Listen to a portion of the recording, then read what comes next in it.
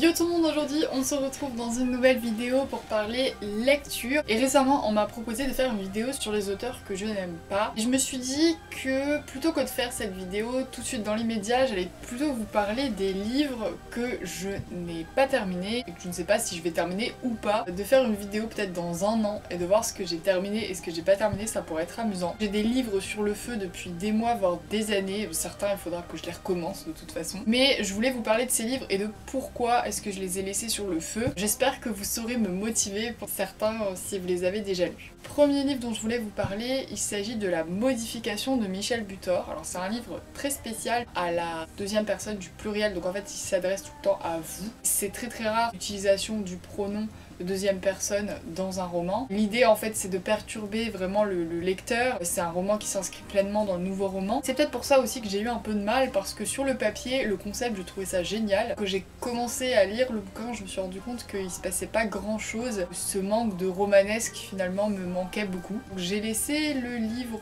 en fait de côté de façon très naturelle. Je me suis orientée vers d'autres livres. Par contre j'ai envie de le terminer quand même parce que pour moi c'est un passage, je vais pas dire un passage obligé de la littérature française, mais si on veut avoir une bonne vision de ce que c'est qu'est la littérature française et en particulier le mouvement du nouveau roman, je pense que c'est intéressant de lire ce livre. J'ai commencé il y a de ça 2 ans je crois, Les Frères Karamazov de Dostoïevski.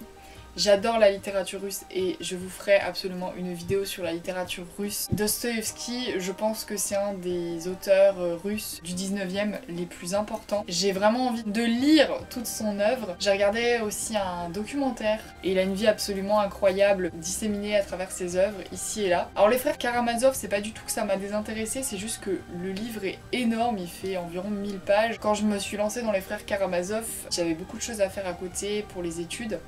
Et donc je l'ai laissé un peu de côté, j'ai lu d'autres livres pour les études et maintenant je sais qu'il faudrait que je le reprenne à zéro pour vraiment me replonger dedans, recomprendre tout. Mais ce sera la 3e fois que je me replonge dedans.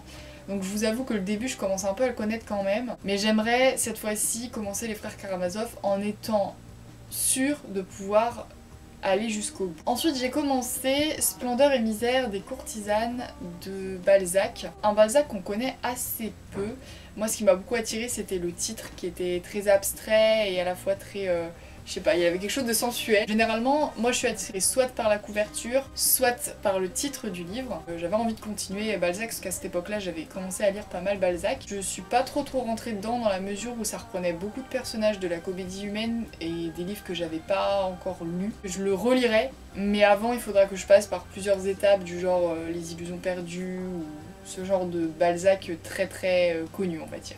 J'ai commencé la 7e fonction du langage de Laurent Binet, alors cette fois-ci un ouvrage très contemporain, qui est assez amusant parce qu'il reprend un contexte historique avéré de la mort de Michel Foucault. Et il en fait toute une enquête. Pour quelqu'un qui s'y connaît un petit peu en littérature, il y a vraiment des jeux de références vraiment bien je trouve, et puis c'est une lecture qui est plutôt agréable, arrêtée de façon assez naturelle parce qu'en fait j'avais d'autres livres à lire et je pense que je finirai ce livre parce que pour moi Laurent Binet a une écriture qui est assez plaisante pour un écrivain du 21e siècle, parce que je suis pas très roman moderne pour le coup. J'avais commencé mais j'ai arrêté Vipère au point d'Hervé Bazin. C'est vraiment un livre que j'avais envie de lire pour sa dimension autobiographique, sarcastique, pleine de noirceur. Je pensais pas que ça serait comme ça. Je me suis, je l'avoue, un peu ennuyée. Je pensais que ce serait beaucoup plus dynamique, beaucoup plus heurtant, beaucoup plus trash même.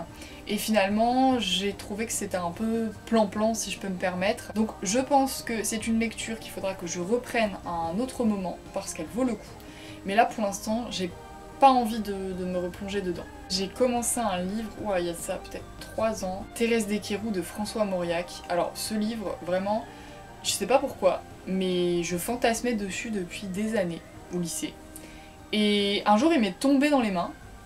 Et puis après il m'est tombé des mains. C'est-à-dire que j'ai commencé à lire le livre et je me suis dit mais en fait je trouve ça mais inintéressant au possible. Donc je l'ai refermé. Honnêtement, je donne leur chance à tous les livres, mais je pense que celui-là, je vais pas réussir à le lire. Après, c'est un roman qui est relativement court, donc je pourrais quand même essayer de me replonger dedans. De toute façon, je vais lui redonner sa chance, mais honnêtement, celui-là, je suis pas sûre d'arriver à le terminer un jour. Énorme classique de la littérature française du XXe siècle, il s'agit de Voyage au bout de la nuit de Céline.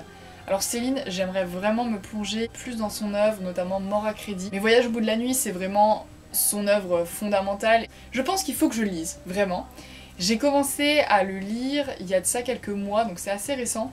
Mais en fait, je suis pas du tout rentrée dedans. Ça m'a fait le même effet, si vous voulez, que Proust quand j'étais en prépa. Je pense que c'est ni le moment, ni le temps, ni l'ambiance. Donc je pense que je reprendrai ce livre vraiment à tête détendue, quand j'aurai autre chose à penser et quand j'aurai besoin d'un peu moins de légèreté dans ma vie, on va dire. Il y a très longtemps de ça, j'avais commencé Mémoires d'Adrien de Marguerite Yourcenar parce que j'adorais le fait que ce soit une biographie, enfin une autobiographie fictive d'un empereur romain, l'empereur Adrien. Il y a plusieurs dimensions à ce livre qui vraiment m'attiraient. Le côté, déjà Empire romain, c'est une des périodes de l'histoire que j'affectionne le plus.